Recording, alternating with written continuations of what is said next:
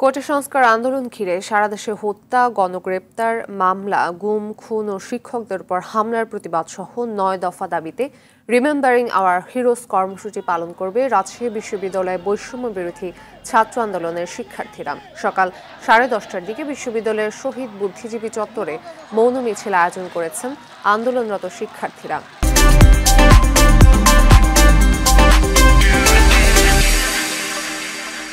রংপুরও কর্মসূচি পালন করবে বৈষম্য বিরোধী ছাত্র আন্দোলন। সংহতির আয়োজন করেছে বরিশাল বিশ্ববিদ্যালয়ের ছাত্র শিক্ষকরা।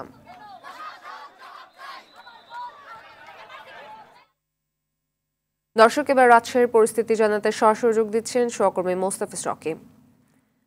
রকি, রাজশাহীর সার্বিক পরিস্থিতি কি দেখছেন? এছাড়া শিক্ষার্থীরা নতুন কর্মসূচি নিয়ে কি বলছেন সেখানে?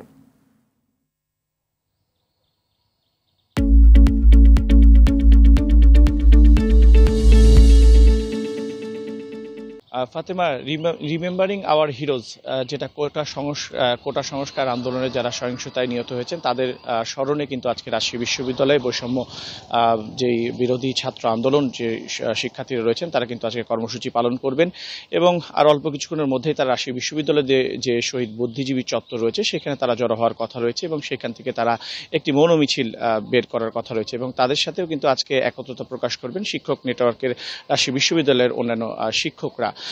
এটি ঘিরে কিন্তু আমরা দেখেছি যে রাজশাহী বিশ্ববিদ্যালয়ে কিন্তু আইন শৃঙ্খলা রক্ষাকারী বাহিনী যারা সদস্যরা রয়েছেন তারা কিন্তু সর্বোচ্চ সতর্ক অবস্থানে রয়েছেন। যদিও এখন পর্যন্ত কিন্তু আমরা বৈষম্য বিরোধী ছাত্র আন্দোলনের কোনো শিক্ষার্থীকে ক্যাম্পাসে প্রবেশ করতে দেখিনি, তবে এখন ক্যাম্পাস পুরোটাই এখন থমথমে অবস্থা বা একেবারেই ফাঁকা, কারণ আপনি জানেন যে রাজশাহী বিশ্ববিদ্যালয় সারা দেশের মতন অন্যান্য বিশ্ববিদ্যালয়ের মতন কিন্তু বন্ধ রয়েছে।